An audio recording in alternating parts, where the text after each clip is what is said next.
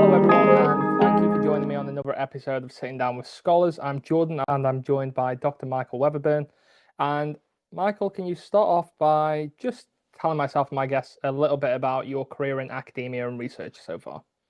Sure. Thanks for having me, Jordan. It's a pleasure to be here. Pleasure to see you and to speak with the audience. So I guess the short version is I have a quite an extensive career now as an academic historian, and I'll give you the long version later. So the short version is I've a BA in history from Oxford, and then I came to Imperial in 2008 to start an MSc in the history of science, technology, and medicine that led to a PhD in history of science and technology. And then I've stayed at Imperial ever since, first teaching and now managing a pretty large program, humanities, arts, social sciences, mostly undergraduate education, some postgraduate, with nearly 30 staff. And it's been a great privilege to build that up over some years. Okay. And just because, for those who might not be aware, there's it, Imperial's traditionally a STEM-based institution, or that's how most people see it. So, how does the arts and humanities and social sciences, from your view, in terms of teaching, fit within Imperial's broader ecosystem and the broader value that it brings to STEM disciplines?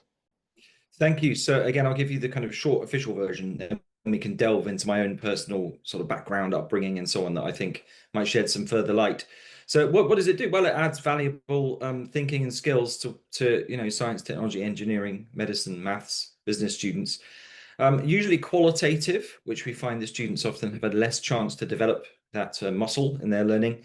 Um, and we have a lot of evidence that employers also want this, and they go on.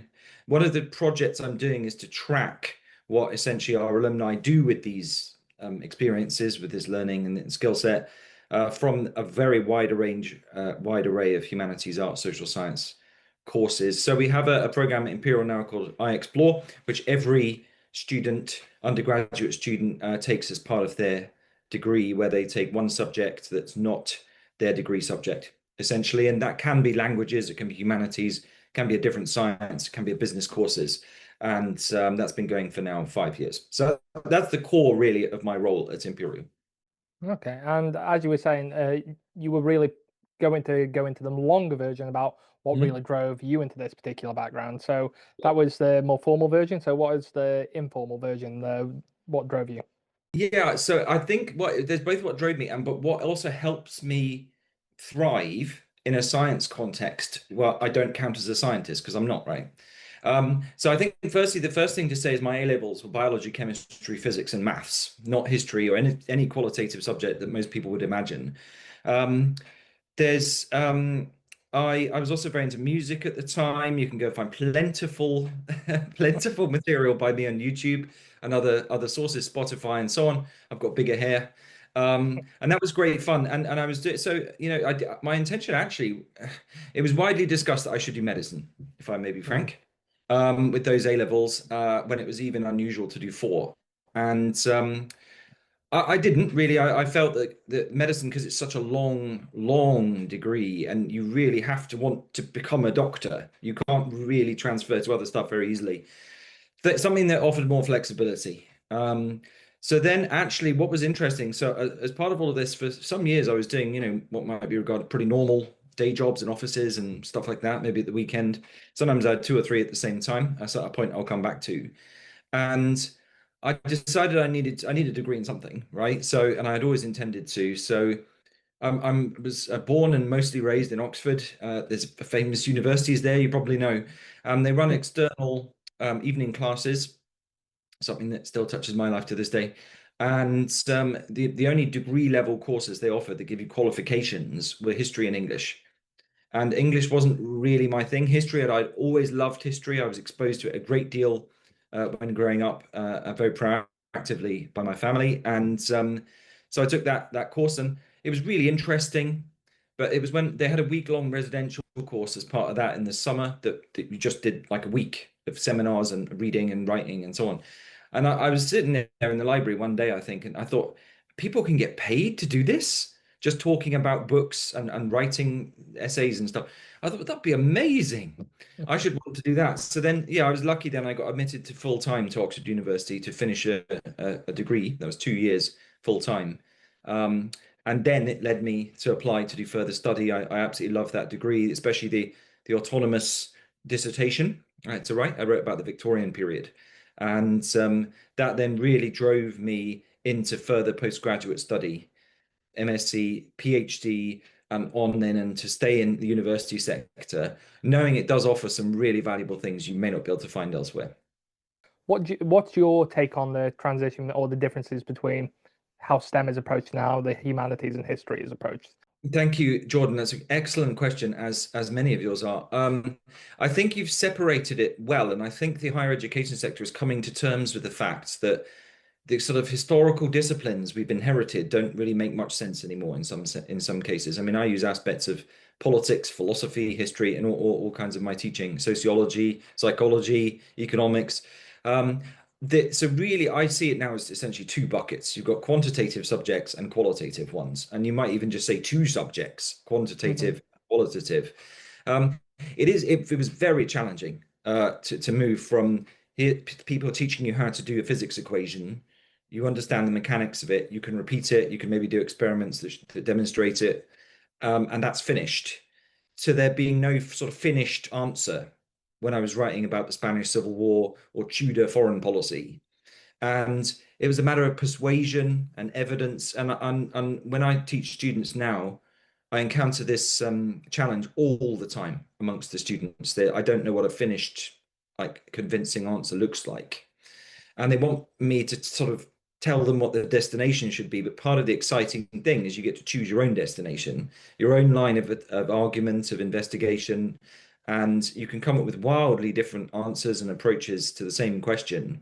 And that in itself can be really, really inspiring. It's great to see what students develop.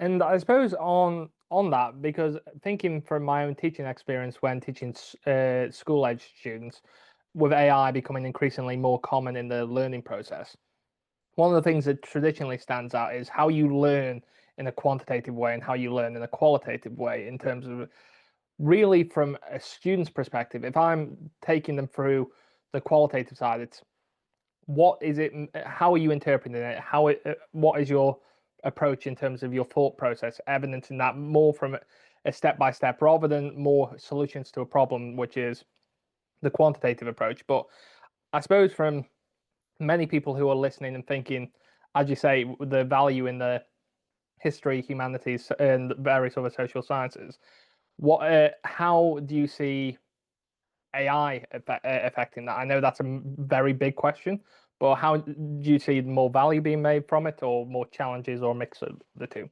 A mixture of the two, and this is something I'm working on with my team right now as we plan forward our courses, our assessment regimes, and so on.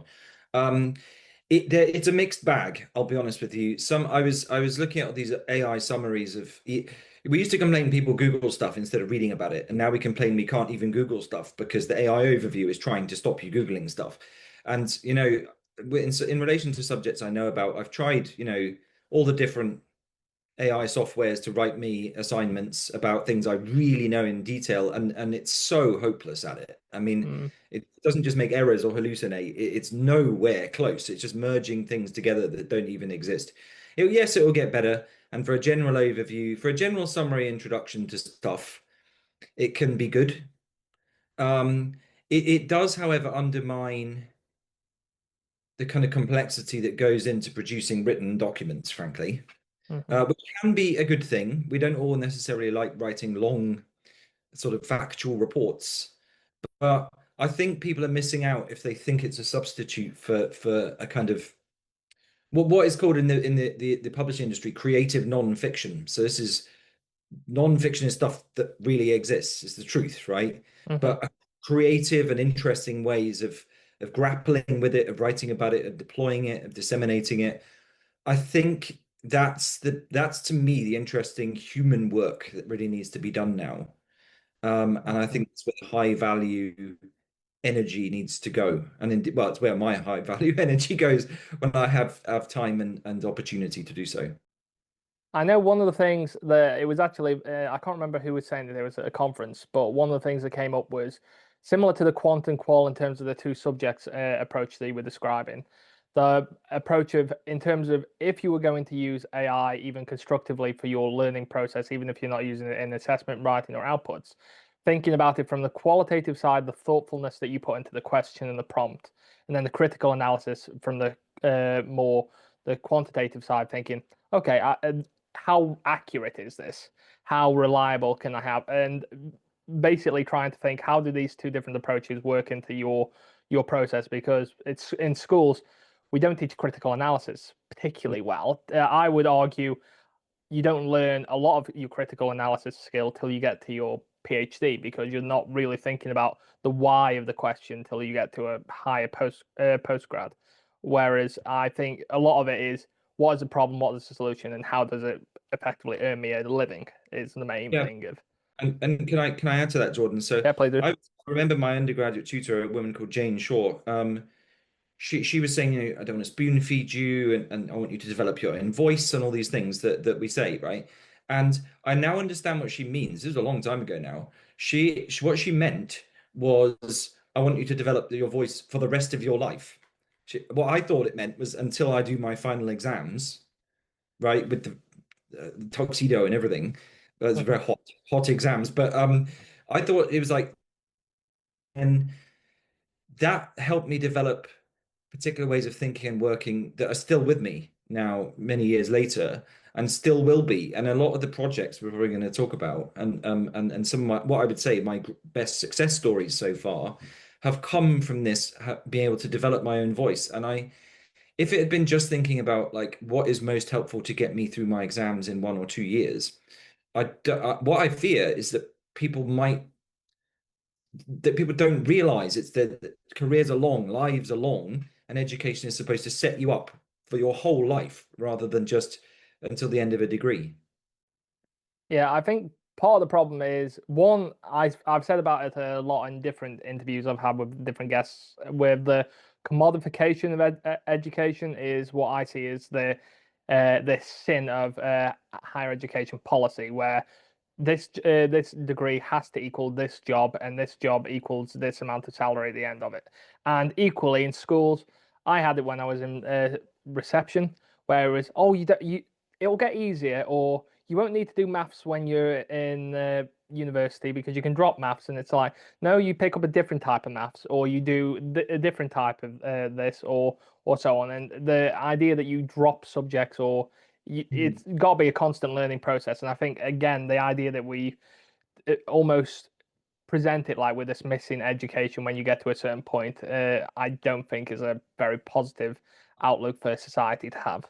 I agree with you, Jordan. And so my full-time job is, as I mentioned earlier, essentially bringing the qualitative to people who are in quite quantitatively thinking, right? And that's the currency of their daily education.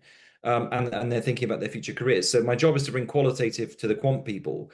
But actually, a future ambition of mine would be to flip it and to bring the quantitative to the qualitative people, because I actually find it's harder that way round. What you find, I find people with, perhaps a professorship in history who did sadly quite badly at even GCSE maths, and then they've never Mhm. done any mathematics since. And they might be, 30 years into their career, they got quite a low grade. I don't know why. Some people say I can't do maths. I think it's just a matter of different approaches to education. I'm sure everyone could do maths if taught well.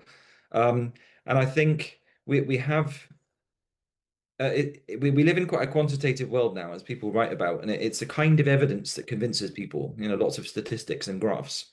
And if you can't join in with that type of conversation, I think you're missing out. And you're absolutely right. It should be learning for life and ideally teaching self-motivation, discovery, and the satisfaction of getting stuff done under your own steam is a destination in its own right. And I think similar to what you were saying earlier about your background leaning into so many different subjects, I think particularly pulling up on the political thread, so often the output from any form of research that is generated has a political lens for it, a policy lens for it. But quite often it's dismissed as, oh, I made a fantastic research project. The data is clear. Yes, but the different people have to be satisfied by different levels of that data. For example, I can read all the statistical analysis that says 20-mile-an-hour speed limits are better.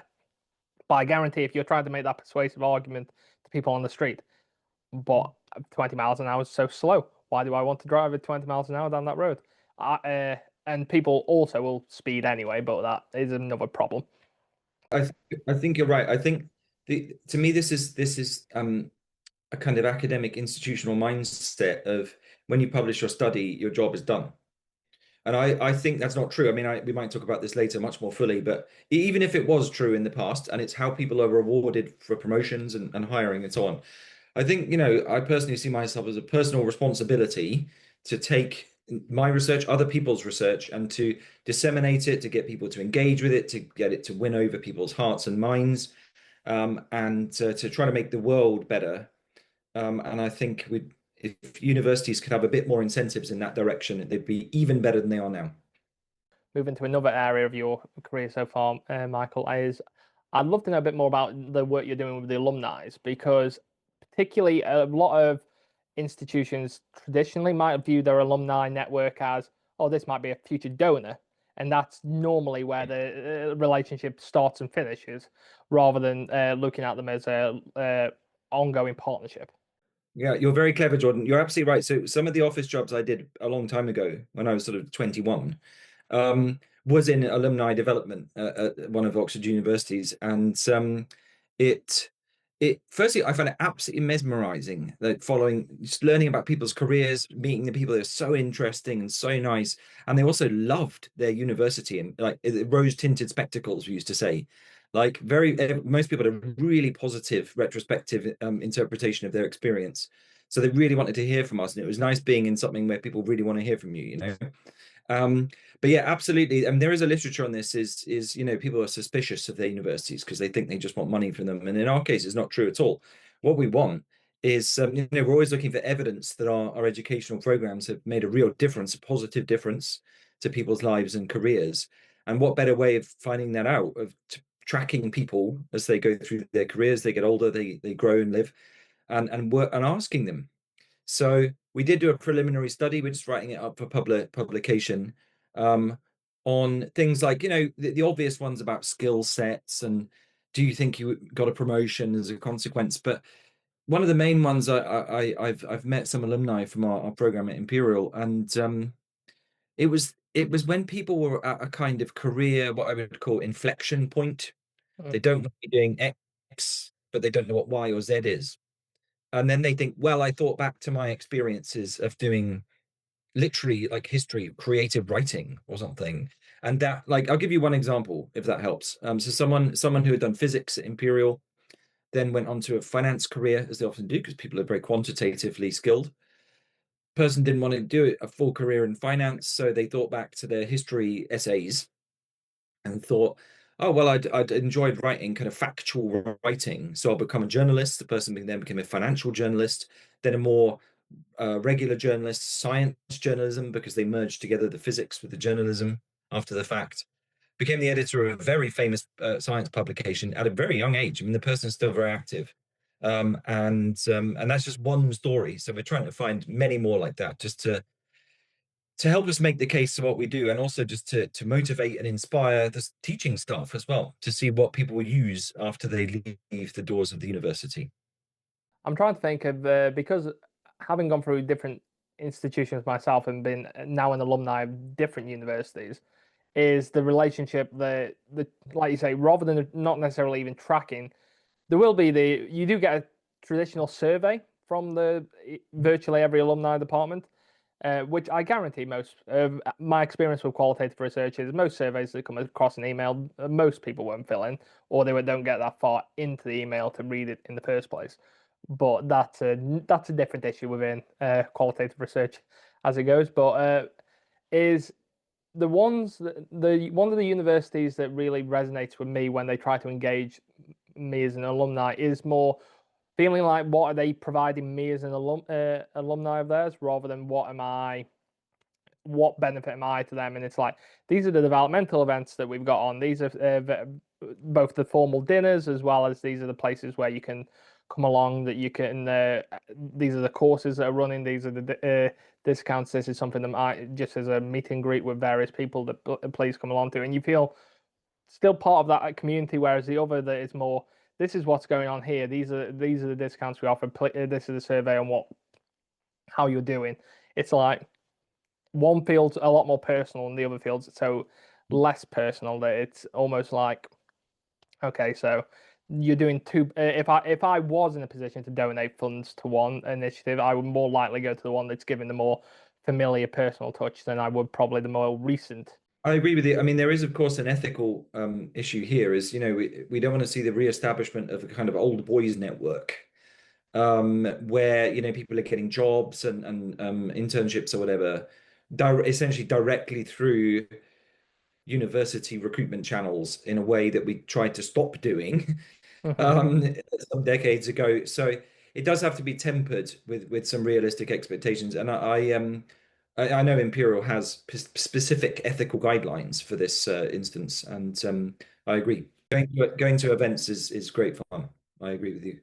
Yeah, I think events is a great way of networking, and like you say, the ones I have been to, and one I'm currently, which is over basically a series of almost 9 months, which is a various regular CPD style workshops, and that is networking, it is development. It will likely lead to other things in the future, but it's not pitched at like you say the whole.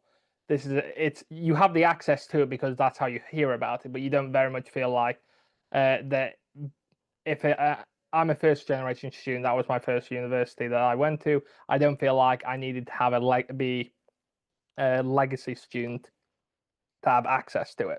Yes, and I think you're right that with the goal of lifelong learning, I think it's been a government target for this present government and the previous ones, cross-party. Universities, if they're looking to recruit people to lifelong learning programs, as I'm an alumnus of one of them, Hmm. um, and have done the ones at Imperial for 2 years, I learned a lot, met some great people. That surely their own alumni base is an excellent target audience. And one of the things I want to know a bit more about, though, and taking a bit of a pivot here, is we're talking about the alumni in terms of how the institution interacts with staff and students. But I'm curious of going a bit further back. We've delved into part of your academic story, but I'd love to know a bit more about what was either a who or what really inspired you down this route. You talked about an undergraduate lecturer, and if there's anything more on that area. That was Jane Shaw, who I think is something like the Professor Canon Jane Shaw now or something. Yeah, she was great, but I didn't see her that much to be honest, because she didn't teach me that much. So I'd say I'm afraid, but the only book that I can demonstrate transformed the direction of my life is a book called The Shock of the Old by David Edgerton, who went on to become my PhD supervisor. And it's only because of that book I'm either went to Imperial at all like and applied to study here. Um, and so I know David very well. I hope I'm not embarrassing him because I'm sure he'll see this. But his work in history and science policy engagement is really great, very inspiring.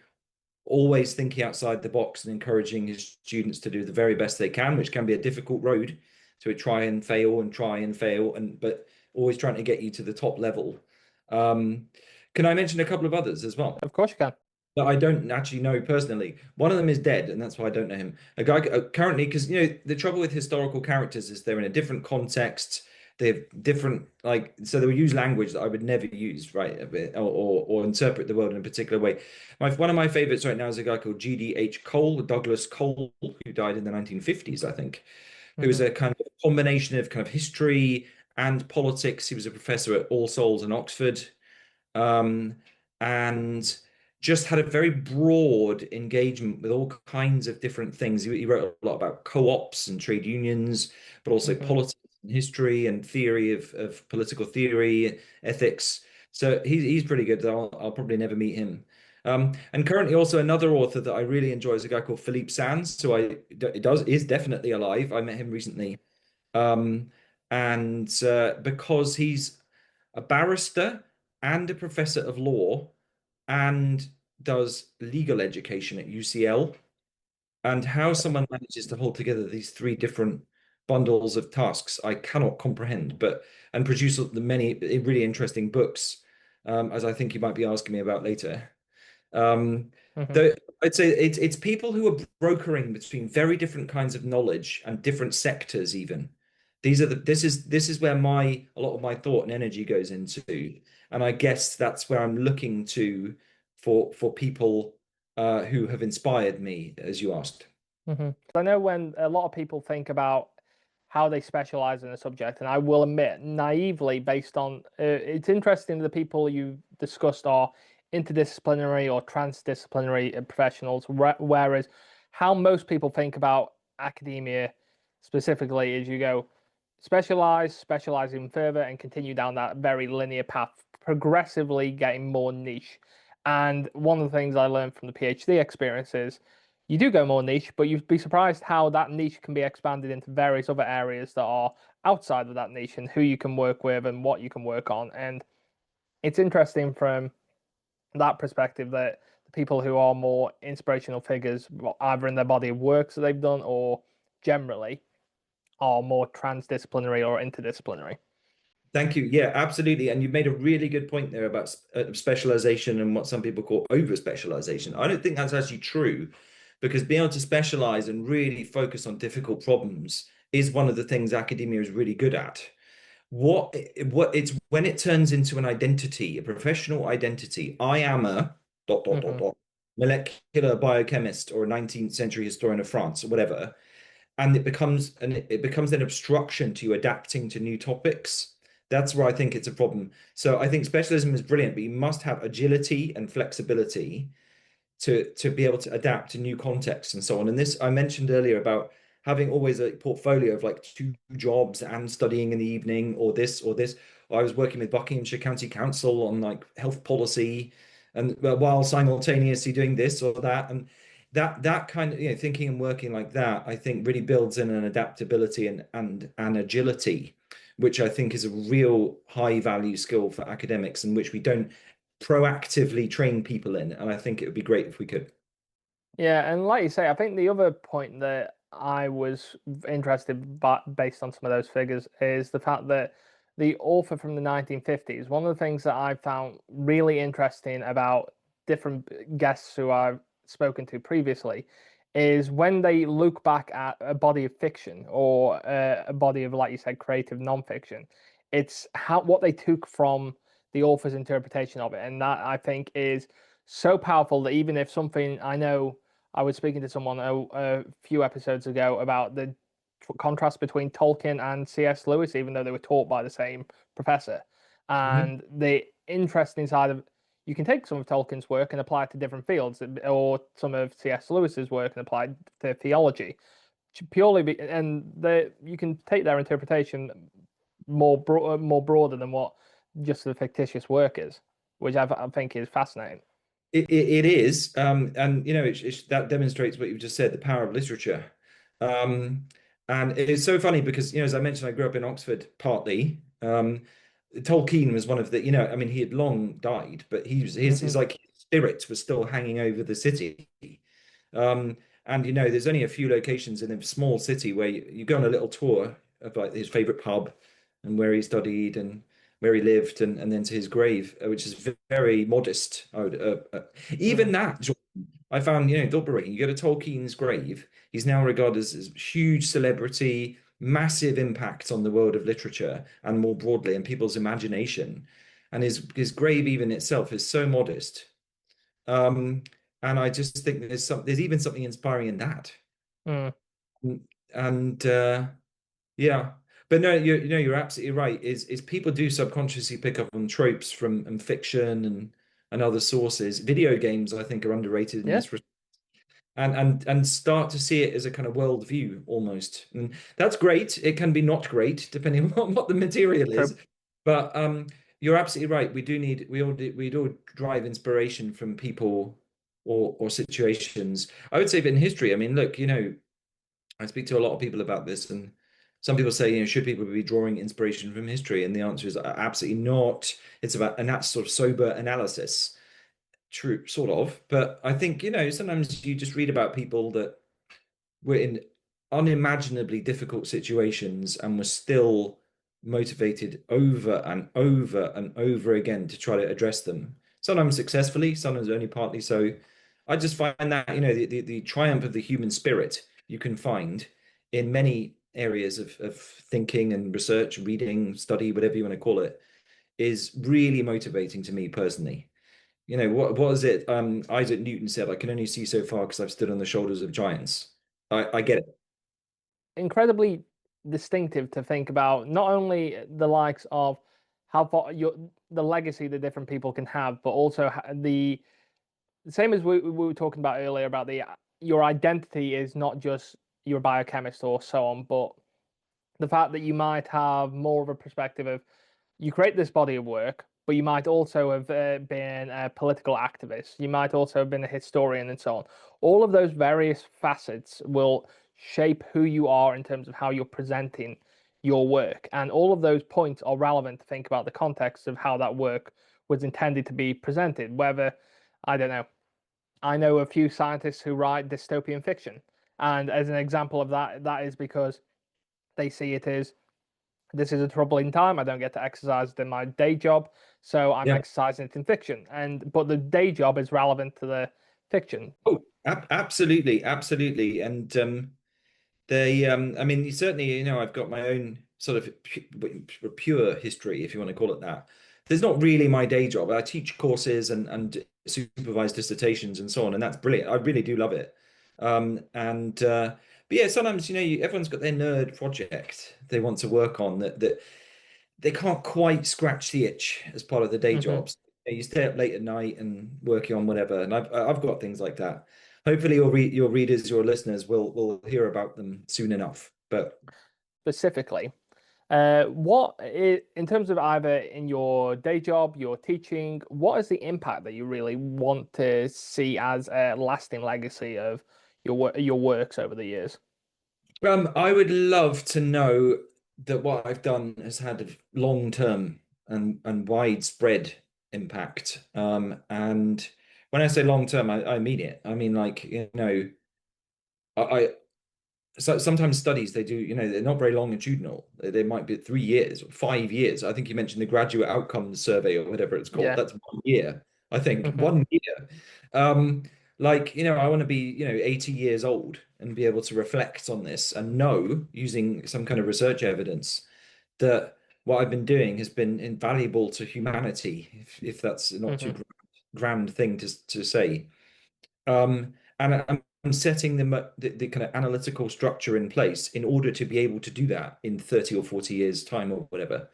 Um, I mean, I think that kind of long-term thinking is one of my kind of signature approaches, and hopefully it pays off. So far, I would say, Jordan, I've been proactively developing projects for the last 10 years, and if I could go back in a time machine to 2015, apart from giving really specific advice about like, don't do this, don't do this, don't do that, Yeah, yeah. I'd say what you're doing is going to work out, stick with it. And thankfully I did. And Hmm. things are going well now, but I can tell you about that later if you want.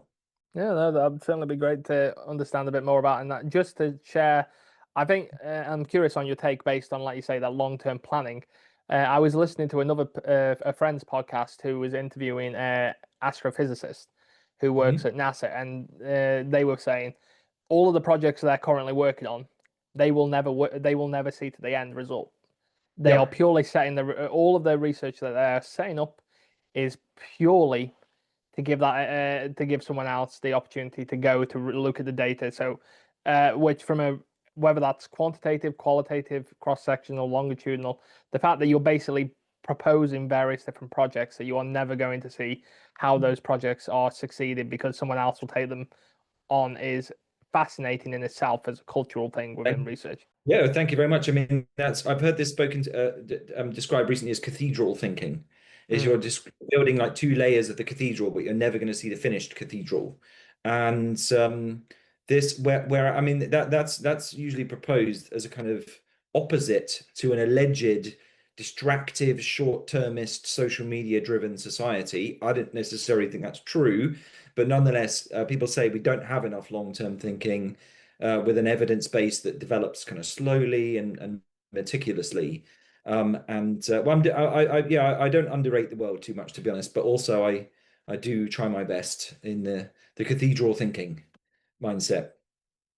So I suppose on that, because we're talking about very grandiose ideas at the moment in terms of the, like you say, the cathedral thinking, but in terms of motivation for most people is that thing that they really struggle at. And whilst cathedral thinking long term, when you're reflecting, is like great, but it tends to be some of the short term, the things that really excite you all of a sudden that get you out of bed in the morning. What would you say that looks like in your works, in your teaching, in Great question. Short-term motivation.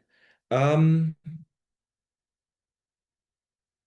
I mean, our department at Imperial is super vibrant and varied. As one of my colleagues described it, it's like a miniature university because you've got unusually high number of different subjects concentrated in essentially one floor of the Sherfield building, which usually wouldn't happen in most places, just because Imperial's got a very distinctive structure. Um, so being able to bounce off so many ideas so quickly every day. And one of the other things, Jordan, I'd say is because my job involves supervising not just students, but I mean, don't forget we've got 30 mm, staff. That's what I do most of the time, actually, is work with the other staff and try to do my best for them.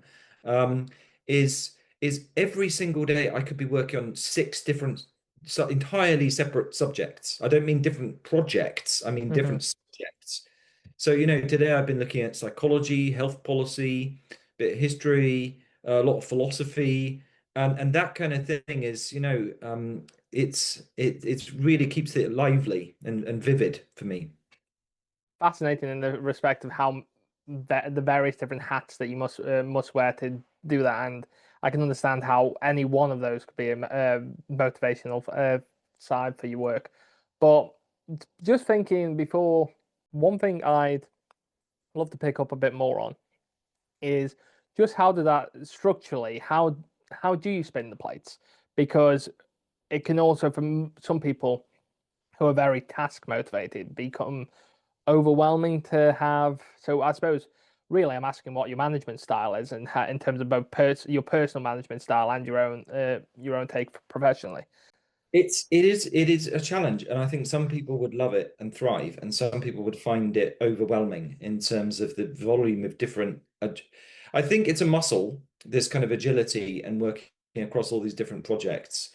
Um, if the management style, I mean, look, the teaching day if you want details, the teaching days that under my remit are usually Monday, Tuesday, Thursday. So they'd be very student orientated, very staff orientated. Wednesday, Friday would be deeper work, if you want to call it Hmm. deep work, with that phrase. Things like writing reports or studies or applications for grants or whatever.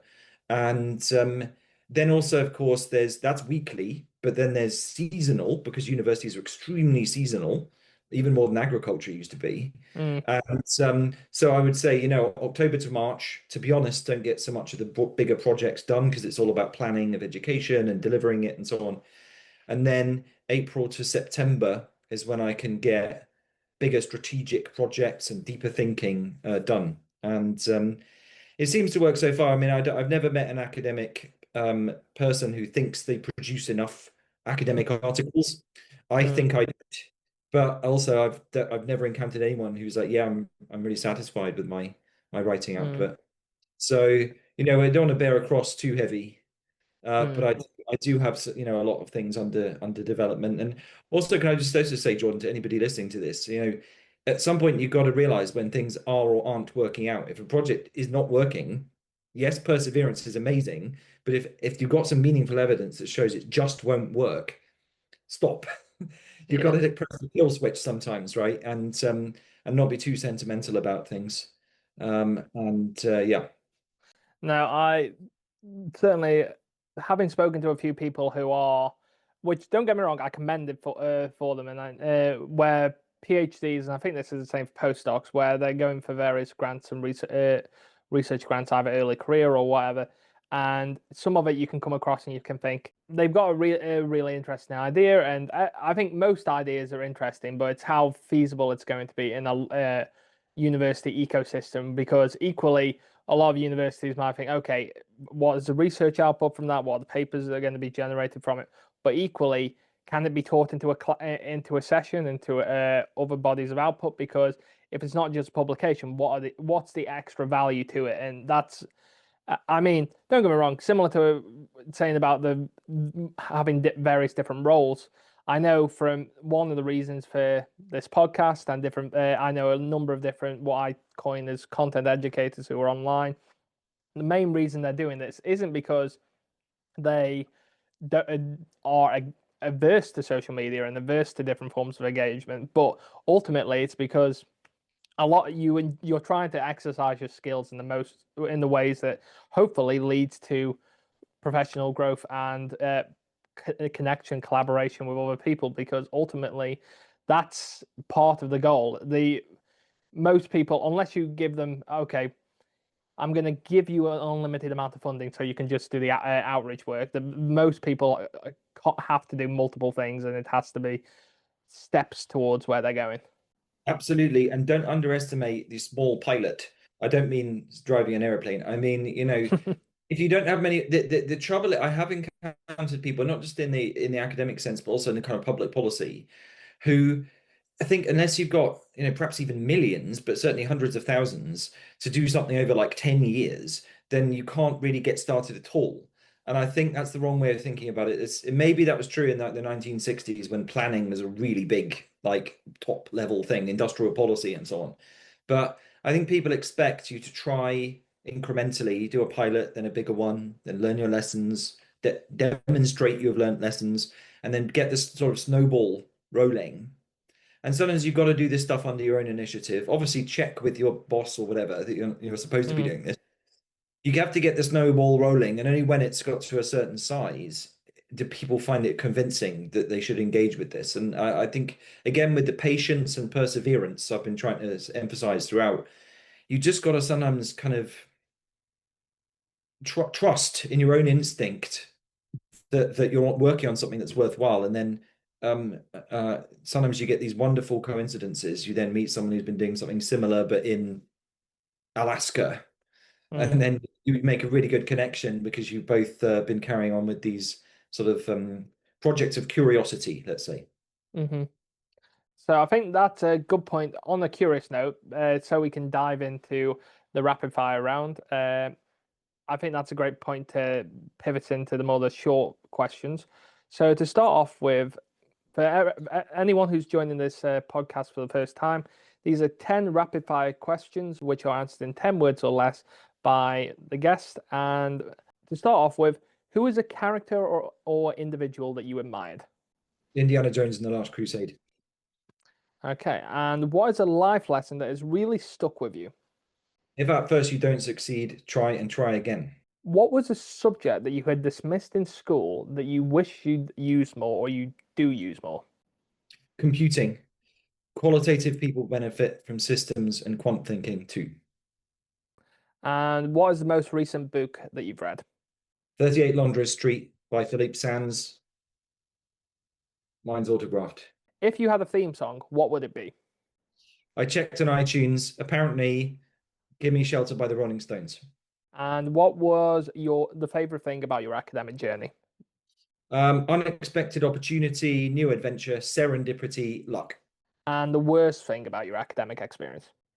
Uncertainty about the sector and shifting goalposts. And how would you like to be seen by other people? Reliable, trustworthy. I deliver what I say, just like your favorite dog. And if you had to go and pick a completely new field of study that you've never touched before, ideally, it's not something that is even adjacent to the field that you're working in. So, what would it be? Engineering, likely civil engineering, because you get to set the parameters of the future. And if you were giving a student who's just starting out a piece of advice, what would that be? Be realistic about the sector, have plans, have backups, be agile. Okay. And thank you very much, Michael, for answering the rapid fire questions. And if anyone does come up with any questions, at the end, I will attach ways that you can follow on with Michael's work and potentially also get in touch with him. And if there's any areas that you want to dive into a bit more detail on, possibly provide a bit of context of where you've heard the question before. Otherwise, it might seem a bit of a random point for him to pick up on an email, which I'm sure he gets countless amounts of. So, but going back into the non-short questions Mhm. is particularly from a historian's point of view. How do you think you've been shaped by your academic heritage or your heritage generally? That this was Jordan, this was an excellent question and it really was thought-provoking. So you used the term first generation. So my parents were the first generations, both of them, to go to Hmm. university, right? So my grandparents, who've shaped me enormously, they thankfully all lived very long lives, well into their 80s and 90s. So I met them all and knew them all until I was maybe a teenager or so. They'd all been factory workers, very normal working class lives in Scotland, Wales, Dagenham. My maternal grandfather was a factory, an assembly line worker at the famous Ford plant in Dagenham, which has Hmm. always mesmerized me due to the connection to Aldous Huxley, Brave New World. Hmm. Mesmerizing. I read that when I was about 10. Um, so, and they're, really, really down to earth kind of ways of thinking about the world and so on, and just getting stuff done and trying to be happy and do the right thing with your community and your church and so on. And that really influenced me, I think, on my, what's the word? Well, character, behavior, whatever you want to call it, worldview, I suppose. Anyway, Hmm. but then my folks who both were raised in that background, but then both eventually went to university, both got PhDs in medical physics. Um, it then exposed me, it was quite normal for me to be, on a day off school or whatever, you'd go to your mum's work at the university and sort of hang out in a corner. So universities to me seem quite normal working environments to work in. But the thing I would also say that's interesting about this is that you really got me thinking about was it's in terms of mindset, it's very, if you know the word, kind of empirical, like Hmm. evidence. What's the, I don't want to get too pretentious, but like what is the inputs from the exterior world telling me? What is the evidence? How do you aggregate it? It's a very scientific way of thinking. How do you aggregate it? How do you analyze it? How do you make decisions based on the data? This can be called positivism. I'm aware of this, that people are told not really to be too positivistic. It's a very scientific way of thinking. Um, that kind of incremental, empirical way of developing slowly but surely, always getting better at stuff, has come, I think, from my family background and heritage, and a sense also of even the subjects of kind of industrial topics, management, and engineering, which is what a lot of my historical research actually explores. I'm sure it relates consciously or unconsciously to my own personal background. I will say one of the things that really stuck with me on the PhD and gave me an idea of what thinking about my academic heritage and partly uh, bore this question, I suppose, was there's a book which is in Imperial's library. I know it's in the library because through the PhD I ordered the book to be in the library. Is The Man Who Confused His Job for His Life by Shrugay. And that very much explores the various different interactions from a psychologist's point of view, which was entirely down to the point of you can tell based on the interactions, these different points have shaped these people's experiences, and therefore this either pushed them this way, stopped them going this high, or drove them Mhm. into a completely different path entirely. And it's interesting that most people, when they think heritage, they think your protected characteristics, and there's other layers to that as well, which I think I know in a lot of bodies of identity research, the areas such as class tends to get overlooked because of the other areas. And it's just, I wouldn't say it's even layers are important, it's just competing sides of who you are. Yeah, That's yeah. my personal take. Thank you. I shall read the book, The Man Who Confused His Job for His Life. And people definitely do that. It's interesting. When is the book from? The book's about now 3 years old, and it's but it's in basically an anthology by can't remember the author's first name, but she was interviewing various different patients of hers over the years. So it's a bit both as a career coach and a psychologist, and she was using the insights from that to really build towards this. I suppose an anthology in itself of the various different people, of how it's shaped their experiences, what it drove them to, and really how it's followed what is sometimes quite senior professionals into Mm. various different career pathways. And so I can remember one chapter where it was the reason this senior manager couldn't quite breach into directorship was because he was constantly seeking his father's approval, but was seeking that through his managerial work. So his managerial style reflected how he was raised by his father, and that was interesting and very reflective from the time when I was reading it. That is super interesting. I mean, certainly as a manager, I try my very best to. First, I just want, I say like, what are you trying to do, as it were? Because people often think in a very linear way of, Hmm. start out at a particular level, then you become a professor, and then you do this, and you're on the board of this and this, a journal, and all this kind of stuff. And I say, well, what do you actually want to do? And rather than what do you think I want to hear you want to do? And it often is very different. People give different answers when they realize I actually want them to tell the truth, as it were. Hmm. Uh, and often I would say I don't have a body of proper evidence to make this claim, but the general, I would say both from younger researchers, teaching staff, but also the older ones now as well, a sense that people want to have a bigger impact on the real world. Hmm. Um, I'm aware my anthropology colleagues will say, well, what is the real world? You're in the real world. Like, yeah, okay, fine. We'll think of it, a different phrase. But this notion of making impact, engagement, outreach, and so on, I think is a pretty universal language now in academia. Not always. Occasionally, I meet people who say, it's not my job to do that. Hmm. Okay. I find the hunger and thirst for this, and this is why most people reach out to me. Is like, Michael, I can see you're doing stuff with history that's unusual in the extent to which you're trying to push the envelope here. And this, I've got various talks coming up on this, and people keep reaching out to me from, how can you help me rewrite a degree in this, because we need a bit more like applied real world relevance, and so on. And as I say, I'm always struck when I mean I was reading the famous US magazine The Atlantic the other day. 4 days ago, it published an Hmm. article called "Stop Trying to Make the Humanities Relevant. For humanities departments to continue to matter, they must challenge the modern world rather than accommodate it." Hmm. And indeed, I've been making the case at public events recently, we need to get better at accommodating the world, not less accommodating to the world. Do you see what I mean?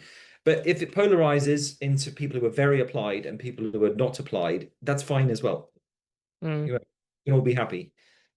I always tend to look at it and from a very much a perspective of where I would like to go, but equally from a perspective of what would I like to do? Ultimately, my PhD was purely based off the fact that I was teaching students and I saw the same problem coming time and time again. So I wanted to understand what that is. And now it's more thinking beyond the PhD is what are the mechanisms that students interact with that are outside of traditional academia, and how can I potentially contribute to supporting them being able to have a better experience on that. And that's what I would like to see. I mean, I like the agricultural sector, so therefore I am always partial to keeping a toe in that industry in some way, shape, or form. So land-based is probably more where I'll end up heading back to. But it's interesting to think of impact from that point of view. And I always think the reason why I always frame that question, the previous question around heritage rather than legacy, is most people try to think more about what they want to leave behind, but they don't tend to think about where they've come from. Yeah. And but I think they're two similar to what we, a lot of, if I was summing up our conversation, I would say a lot of it we've been talking about different sides of the same coin rather than opposing views or anything to that degree, because a Yeah. lot of these are interconnected. I agree with you. I mean, if you'd have been speaking to me 10 years ago, I probably would have seemed more kind of conflicted and confused. But as I think I mentioned earlier, I'm finally at the stage where all the threads are coming together, Hmm. and I can make it's when people like Jordan, it's when people, yeah, how do you know you've done something well? It's when people you don't know reach out to you and kind of tell you what you're doing. Hmm. You know what I mean? That I love your work on this. And I didn't quite realize I was doing that actually, but you phrased it very well. Like this, what they call incidental feedback. is Yeah. often so just some nice words and a nice kind of summary from a stranger can be the most effective thing ever. No, yeah, I would definitely agree with that. And I suppose one of the things, just circling back to something that you said earlier in terms of the not necessarily not my job type thinking, but just in terms of how different academics tend to look at their time and what they do with it and what they do with the outputs. If you were given the rare thing that is unlikely to exist, which is unlimited money, how would you budget as a percentage your time in outreach, teaching, and research? Thanks. In terms of, I would say, well, I do lots of teaching and lots of management of it. Although we're trying to do more and more arts courses, so I would definitely spend money on more arts stuff, on maybe theatre, maybe sculpture. We need some new buildings for that. If our president is listening right now, so please build us a new building in Kensington. That's not expensive at all. And so teaching, yeah, in a particular way, because we've got a pretty good capacity. Developing more postgraduate stuff, I'm working on all the time. Research. Now, research is interesting. A lot, I would say research is becoming cheaper. Hmm. It is a meta trend that people don't, in humanities, social science, for sure. I don't need to travel anywhere near as much as I used to visit physical archives and stuff. You can just get sent stuff by email. It takes a bit of the romance out of it, but yeah. So what I would love to do, Jordan, and what I'm actually working on a little mini pilot of in the coming sort of 6 months is I built up a good capacity and contact list for what is sometimes called applied history. This is what Hmm. the center at Harvard calls it. They have a unit there. It's the only one in the world. And I've got some events coming up on this in 2026 and so on. And what I want to do, because my job is actually a very broad humanities one, not just history, is to develop a sense of this kind of applied versus whatever you want to call it, I sort of more ivory tower. Again, that will Yeah. antagonize some. Sorry, everyone. Of every subject. Yeah, what are the institutions which have a very strong sense of the value of applied subjects? There's for example a Society of Applied Anthropology, Hmm. probably is quite old as well. So that shows they're very committed to that. History, not so much. Other areas they are, but like art, but they don't realize it because they don't talk about it in these terms. So I would love to build up a kind of combination of a kind of outreach slash research project, trying to develop a good sense of the landscape. And I do mean globally as well, not just in the Hmm. UK. Um, and I'm making efforts to do this when I possibly can. But if you could give me lots more money, Jordan, please, that would be really nice because I could get employ somebody to do it. Yeah, I would love. I always love the caveat to this question: the unlimited money that is unlikely to happen because I know how that the main barrier to most fantastic research from even from an early stage academic is funding. Funding Yeah. is the biggest barrier, and there's so many the same as people think about the researchers who haven't been able to go into research because they've gone into different careers. There is equally so many fantastic projects that have been missed over because they just don't necessarily fit the remit of the grant or application at that stage. Yeah, or just whatever's on Yeah. the public mind at the time, or the policymakers' minds, or the funding body. Yeah, for sure. But as I say, sometimes you don't want to mourn too much something, opportunities that you thought you should have had but didn't. Hmm. That can get, you always want to think also about the future as well. No, agreed. And I suppose as we're getting towards the end of this segment, Michael, one of the things I want to find out a bit more about is I always ask my guests what question they would ask for the person after them. So the question you have for the next content educator. Don't know about their research. You don't know whether they're a researcher at all. They might be a content creator. What question would you like to find out more about? How do you develop and use collaborations?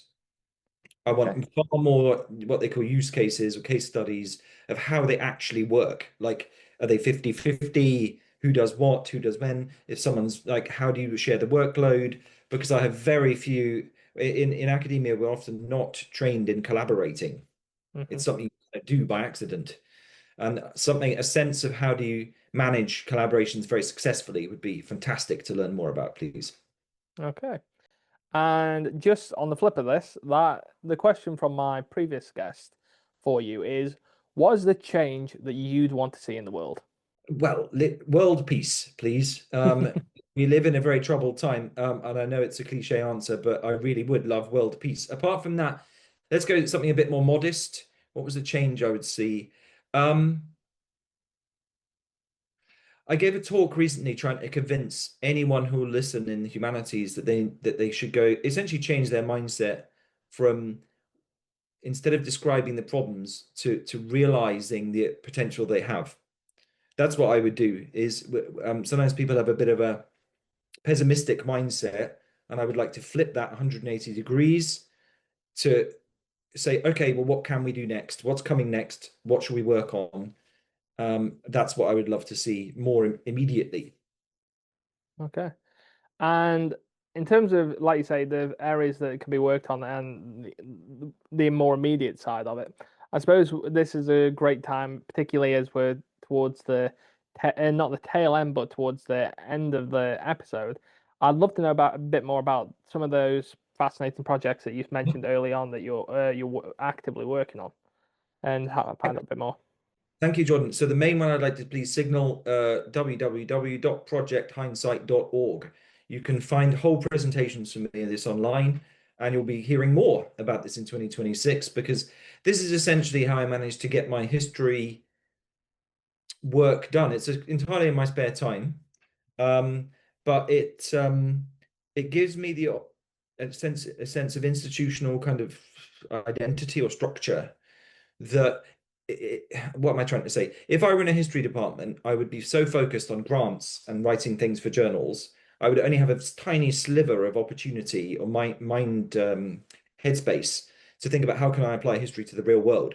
So I thought, why don't I just push the envelope much further and found an entire organization that just works on applying history to the real world. And this has been a fantastic way of meeting people from North America, continental Europe, and even in Africa, India, people who are working on similar kinds of questions. Um, and I'm developing various collaborations. I'm giving some speeches at their events. Fingers crossed, co-editing a book on this and solo authoring a book on it if that works out. A publisher approached me. Um, and I think it's very exciting, it's very motivating, and it gives me a chance to do the thing, to lead by example in an area I think other people would benefit from also. Oh, sounds fascinating. I'll definitely give it a look myself as well. So yeah, and I will attach this in the comments, folks. So if you want to find out more about that and want to either listen or potentially get in touch, then that'll be a great way to find out a bit more about Project Hindsight and Michael's work generally. And just another, I suppose, follow-up question, which I'm mindful that you haven't seen this, Michael, but I'm curious of your take, is what do you see as academia continues to evolve, what do you see as the purpose of universities for the future? So we know what universities look like now, but what do universities, in your view, or should they look like in 20 years' time? I think universities are coming to realize in a lot of ways they're actually there for education more than research. If you look, and this is again drawing on the work of David Edgerton, who has looked a lot at things like private sector R&D. Um, I think research that it doesn't need the same kind of brick wall mindset where that's not like four Yeah. walls because I mean lots of companies small big are just they employ people who are very skillful. They can do their own research. People are developing their own essentially publications, their own conferences that are completely autonomous from universities now. And I think universities I mean the true value I think is often in the education rather than the research. I'm aware within science there's a big discussion about fundamental versus applied research and how lots of people think universities and things like them, like CERN, for instance, should be doing the kind of theoretical foundational knowledge and then product development is the private sector. And that's a Hmm. huge mega debate that I'm not qualified to kind of address fully. But I think I think that their educational function is very valuable as long as we can adapt it to the realities of the modern day. Um, in Britain we used to, there's still this mindset of a kind of boarding school where you move very far away, you Hmm. live in a building for 3 years, which is also it's very expensive to do. If we could have, as my colleague Glenn O'Hara has been writing about very extensively now, if what you need to do maybe is localize the university rather than having it as this kind of nodes in a Hmm. field that people travel to and live there, and then they go somewhere else. And to be really embedded in the community. And as I say, as we mentioned earlier, to be engaging with people across their whole lives, lifelong learning, Hmm. as well as specific discrete degrees as well. I think one of the points that you just said there, on the community side as well, is I think increasingly as well, for me personally, I take the view that universities should do more within the communities that they serve because ultimately, one of the, like with anything, I'm thinking of like the mum and dad businesses, you're more likely to preserve something that you have a personal connection to from a cultural point of view, and that happens still today with if you have a university that's close to you, you know the researchers, you know the work that goes on, but it's not on the community to go out and understand the university. It's about the university go into the community because at this point we still have the power to take the research that we're doing to them. Yeah, I agree. I mean, I admire Imperial's public engagement team, which is really focused on this in London, in the particular boroughs Hmm. around Imperial and White City increasingly because there's lots of activity there. I know the great efforts they go to, the Great Exhibition Road Festival, the outreach to schools, the former, what used to be called the Pimlico Connection, established by kind of my predecessor, a gentleman called Sinclair Goodlad in the 1970s. I mean, this has been a long drive of universities, but sometimes it just can be it's not at the top headline, put it that way, Yeah. because you've got huge sums of money being raised for scientific research or headlines about curing cancer and so on, which is brilliant. But sometimes these kind of outreach or engagement projects are thought of as second or third order. And That's a shame. But then again, we can't all have everything we want to be the top priority, right? It doesn't Hmm. work. Just a sense of sometimes, let's emphasize the good work that's going on there and how can we do it even better. And equally, this is something that, as someone who actively teaches, do you feel like lectures are going to more change to where we are going to start seeing more and more workshops and more practical to rather than, and I use that across the sector, not just STEM. Definitely, definitely. Under my remit, we already have done mostly the lecture for 1 or 2 hours when people do, and then they write an exam. It's still common in some universities, but within our department, it's almost completely gone already. I mean, when I first ever taught anything in 2010 as a teaching assistant, it Hmm. was a lecture and written exam mindset. Um, but I think, yeah, the teaching staff thinking themselves more as facilitators and organizers rather than knowledge owners. I Hmm. think I've seen it happen very successfully under my remit, and I will be expecting it to happen more. Yeah, for sure. Great to hear, and that's certainly the way I think, whether that be because of AI or because of what students want from different things, I certainly think workshops for me personally look like the way that universities continue to make the teaching as engaging as possible. But that does bring us really to the end of this episode, Michael. And one of the things I always give my guests the opportunity to do is if there's any areas where you want to highlight outside of Project Hindsight that you would like potential guests to be able to get in touch with you on or to hear more about your work, please share. Or and equally, I will attach these in written format on a caption as well. But anything that you would like to share. Thank you, Jordan. So I'm currently kind of the cliff face I'm climbing right now is trying to broker this applied versus whatever you want to call it, theoretical in many bodies of knowledge and specialisms. And we're talking, in humanities, art, social science, but even within science as well. I want to understand the contours and the intellectual landscape and the organizational landscape, crucially. So anyone who can help me with this is something I'm quite focused on in 2026 and beyond. So do reach out, please. Okay.